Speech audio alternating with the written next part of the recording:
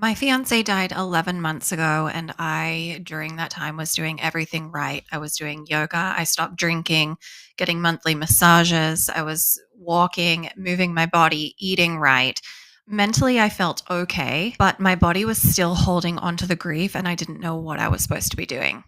So, this was a huge disconnect for me because, like, in the beginning, after Zachary passed away, I felt like I was going through things that nobody could really see on the outside, right? Like you grieve and you handle that, and really you're handling that alone. The world keeps moving, life keeps going on. Unfortunately, we are expected to continue moving on, going to work, doing those daily routines that are so natural and normal to us, while inside we are literally just drowning. Life was confusing for me during that initial time after Zach died, like the first like 3 months, because I felt mentally okay. I wasn't okay, but like mentally, I was like, okay, I understand what happened to me. I understand what happened to Zach. I'm understanding that this happened, but my body almost like couldn't catch up. My body was still going through like a lag time. Emotionally, I felt like I understood what happened. It makes sense to me now why my body felt anxious, tense, exhausted, tired, and unsettled. Anxiety showed up in daily life.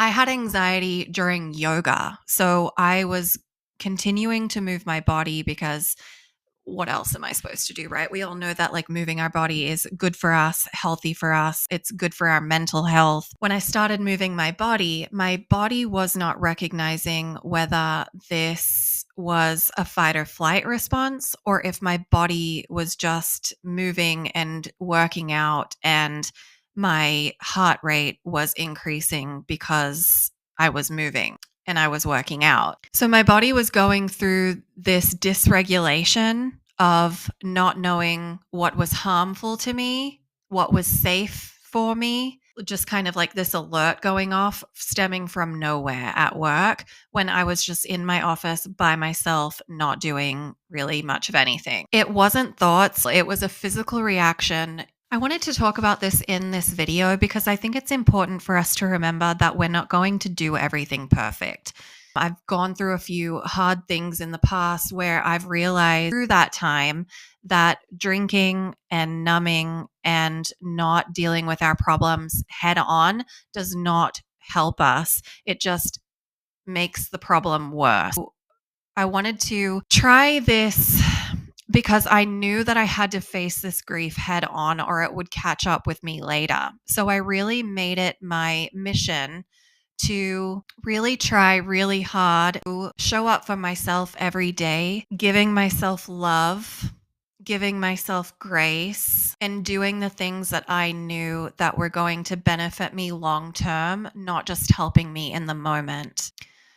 Even though I tried so hard to hold myself together, to treat my body with care, move my body, eat well, be gentle, allow myself to rest, give myself time and space that I needed. My body still felt the anxiety and the panic. My body still, for about 10 months, has been in a fight or flight mode. I started getting frustrated and kind of started worrying, like, why isn't my body catching up to the way I'm treating it? Why isn't my body moving as fast as I want it to? My therapist reminded me and helped me see that my body was holding on to grief. So I mentioned this in a previous video, but I just started EMDR last week. So I've had 2 sessions, and I'd love to talk about this in more detail because it's kind of insane in how EMDR works. That maybe my mind has processed it, but my body fully hasn't. And sometimes it takes your body kind of needing to catch up to your mind in order for your body to truly process what's gone on. Nothing was wrong with me. I just needed time. Grief has no timeline. It will do what it wants when it wants. And just giving your body the time and the space to be able to allow things to naturally take its course. Healing wasn't something that I could push away. It was something that I had to allow to take place on its own timeline. If your mind feels okay, but your body doesn't, just know that you are human. These are normal reactions to our loved ones passing. With Zach, he was my closest person. It makes sense to why my body was freaking out because we build these neural pathways with the people that we love. And when someone is taken from us, it's natural for our neurons and our body to have dysregulation. If this video helped you in some way, please like or share or subscribe. I would love this channel to grow and be able to touch other people's lives when they need it most. And if you're interested in joining grief community, you can click the link below and join our Finding Fuel Circle. It's a safe place where we can all get together and share differences and similarities in our grief stories and talk about the people who we've lost. Thank you for watching, and I'll see you next time.